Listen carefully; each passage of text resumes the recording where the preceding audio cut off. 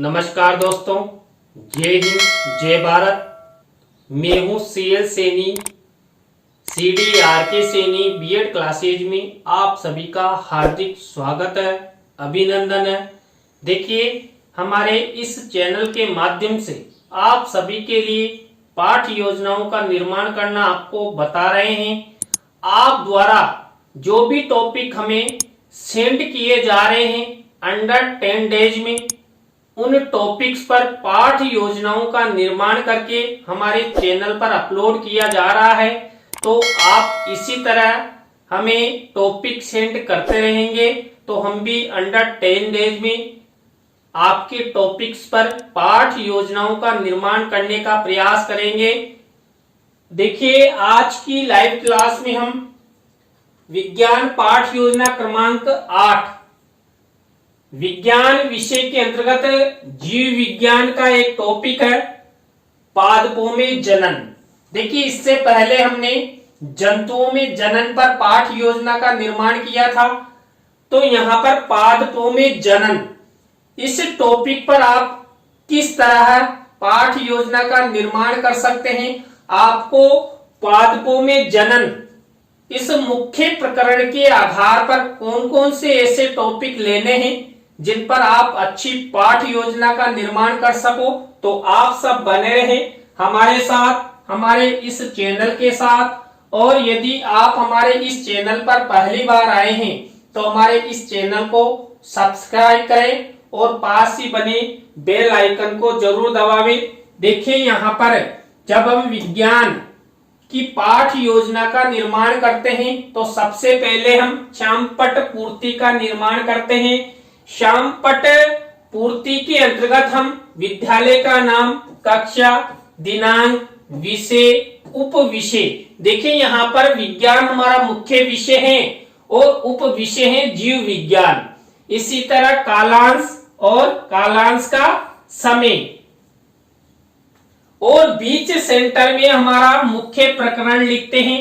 यहाँ पर देखिए, हमारे इस मुख्य प्रकरण को अंडरलाइन किया गया है, इन्वर्टेड कॉमास में बंद किया गया है। आपको भी इसी तरह टॉपिक को हाईलाइट करने हेतु अंडरलाइन करना है और इन्वर्टेड कॉमास का प्रयोग जरूर करना है।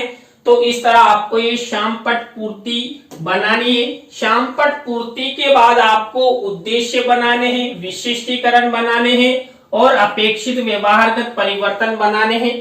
देखिए, यहाँ पर आपको विशेष रूप से आपके मुख्य प्रकरण को ध्यान रखना होगा और जिस तरह का उद्देश्य निर्माण करने जा रहे हैं उसी के अनुसार आपको ये विशिष्टीकरण, ये अपेक्षित व्यवहारगत परिवर्तन बनाना है। देखिए, साइंस की पाठ योजना के अंतर्गत हम 6 उद्देश्यों का निर्माण करते हैं, जिनमें पहला उद्देश्य होता है ज्ञान। अब ज्ञान से रिलेटेड हम ये विशिष्टीकरण का निर्माण करेंगे और इसी तरह हम अपेक्षित व्यवहारगत परिवर्तन का निर्माण करेंगे। तो ये ज्ञान से रिलेटेड विशिष्टीकरण हुआ और ये अपेक्षित व्यवहारगत परिवर्तन हुआ। इसी तरह हम साइंस की पाठ योजना में अवबोध उद्देश्य से रिलेटेड विशिष्टीकरण और अपेक्षित व्यवहारगत परिवर्तन बनाते हैं। देखिए, जब हम उद्देश्य, विशिष्टीकरण और अपेक्षित व्यवहारगत परिवर्तन की प्रक्रिया अपनाते हैं तो यहाँ पर हम 1 से 2 विशिष्टीकरण और 2 से 3 अपेक्षित व्यवहारगत परिवर्तन बनाते हैं। तो ये हुए 2 उद्देश्य। थर्ड नंबर का उद्देश्य होता है ज्ञानोपयोगी। ज्ञानोपयोगी से रिलेटेड वही विशिष्टीकरण और अपेक्षित व्यवहारगत परिवर्तन बनाए जाएंगे। देखिए, यहाँ पर मुख्य रूप से हमारे उद्देश्य और हमारे मुख्य प्रकरण का ध्यान में रखते हुए ही ये विशिष्टीकरण और अपेक्षित व्यवहारगत परिवर्तन बनाया गया है। इसी तरह 4th नंबर का उद्देश्य होता है कौशल।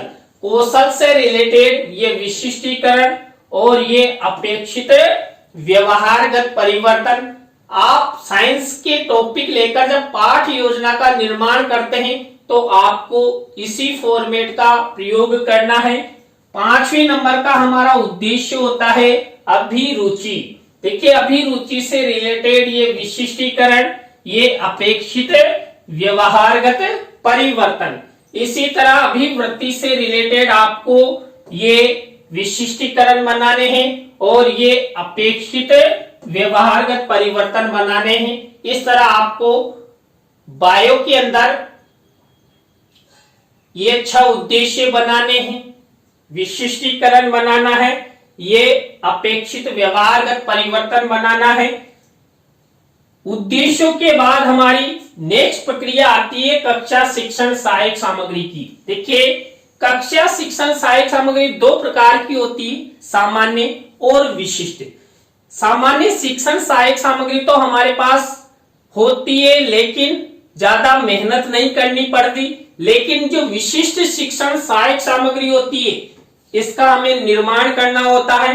हम इसके अंतर्गत चार्ट, चित्र, मॉडल, प्रतिकृति आदि का निर्माण करते हैं। तो यहां पर देखिए, जो पादपों में जनन, ये हमारा मुख्य प्रकरण है। इस पर हम चार्ट और चित्र का प्रयोग करेंगे। कक्षा शिक्षण सहायक सामग्री के बाद आपको पूर्व ज्ञान का कॉलम बनाना है। पूर्व ज्ञान के कॉलम के बाद आपको शिक्षण बिंदु से रिलेटेड कॉलम बनाना है। देखिए, यहां पर हमारा मुख्य प्रकरण पादपों में जनन है। अब पादपों में जनन से रिलेटेड ही हम 3 शिक्षण बिंदु लेकर पाठ योजना का निर्माण करते हैं। तो यहां पर देखिए, मेरे द्वारा 3 टॉपिक कौन कौन से लिए गए हैं। पहला है पादपों में जनन का अर्थ। दूसरा शिक्षण बिंदु है पादपों में लैंगिक जनन। नंबर 3 है पादपों में अलैंगिक जनन। ये 3 टॉपिक लेकर हम पूरी पाठ योजना का निर्माण करेंगे। तो यहां तक की प्रक्रिया आपको अच्छे से बनानी है, जिससे आपकी जो पाठ योजना है वो अच्छी बने और सुंदर बने। आपकी पाठ योजना डायरी में जब आपको ये टॉपिक दिखाई दे या कोई अन्य आपका ये टॉपिक देखे तो आपसे कहे क्या अच्छी पाठ योजना बनाइए। तो यहां तक की प्रक्रिया के बाद हमारी मुख्य पाठ योजना शुरू होती है, जो हमारे पहले शिक्षण बिंदु से शुरू होती है, प्रस्तावना। देखिए, प्रस्तावना के अंतर्गत हम क्या करते हैं।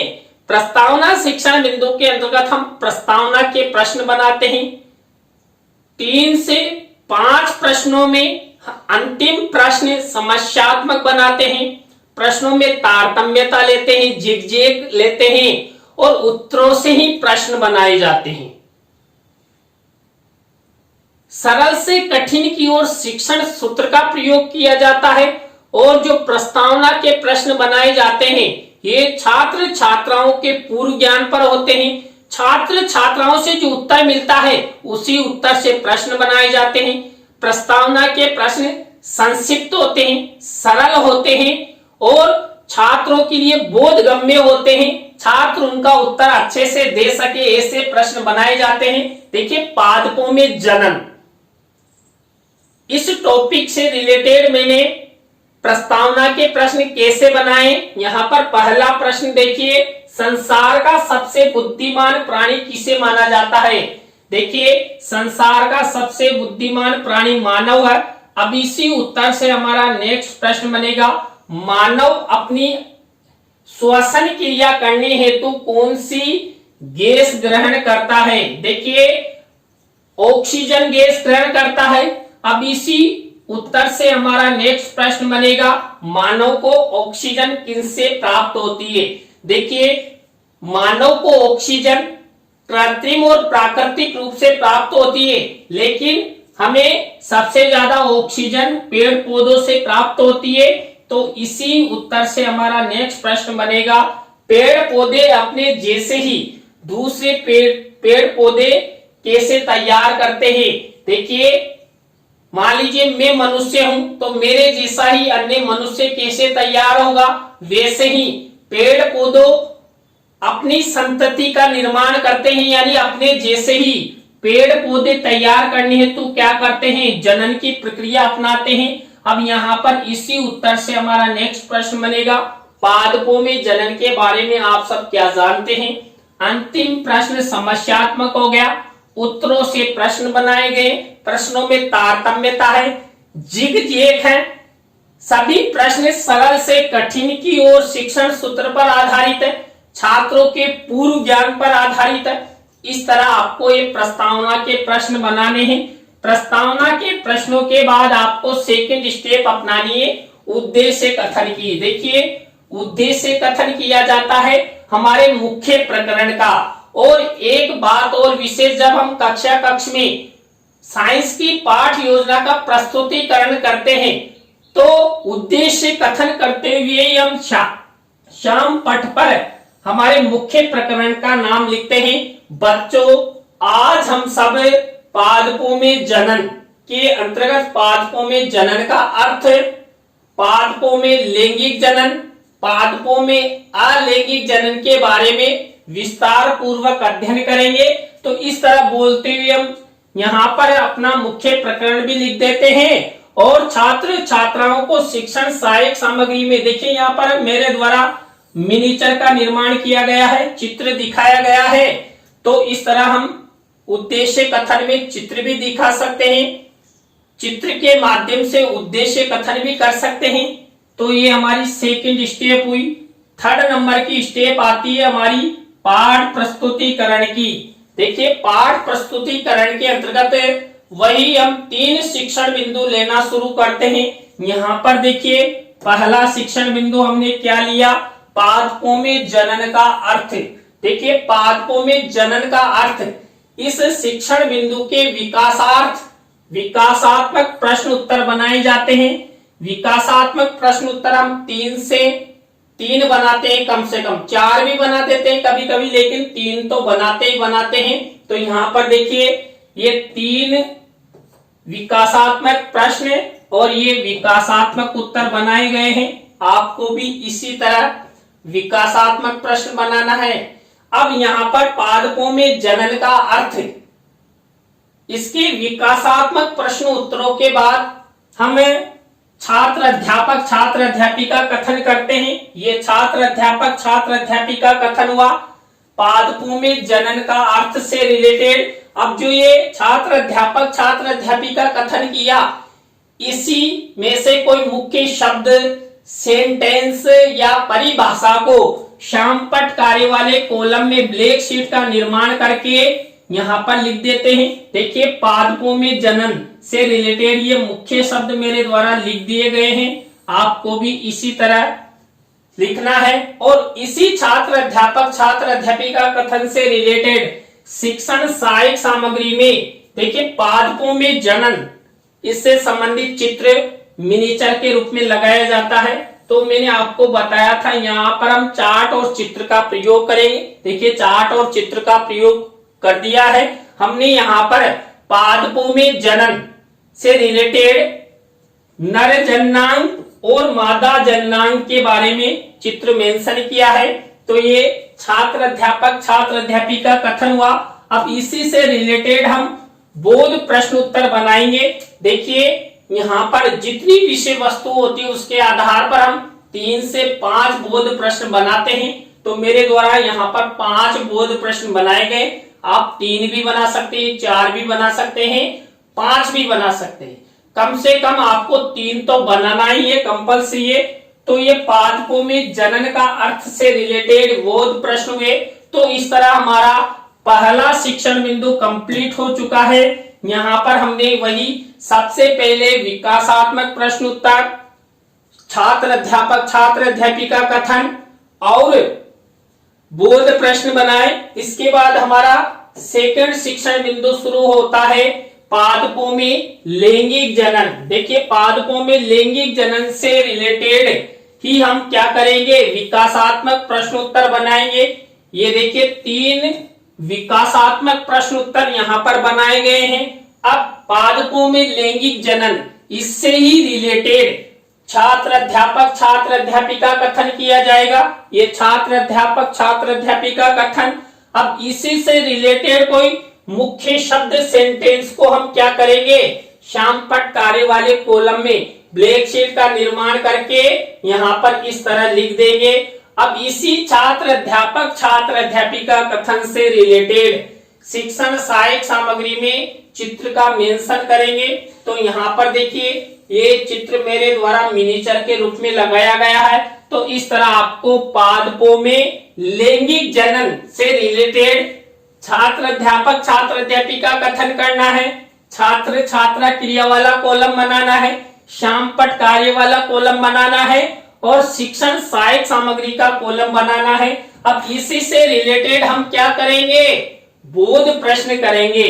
देखिए आप भी कुछ बताया करो, डेली बादाम खाया करो, बादाम खाने से दिमाग तेज चलता है और नेक्स्ट स्टेप क्या होगी उसके बारे में तुरंत आप कमेंट्स कर सकते हैं।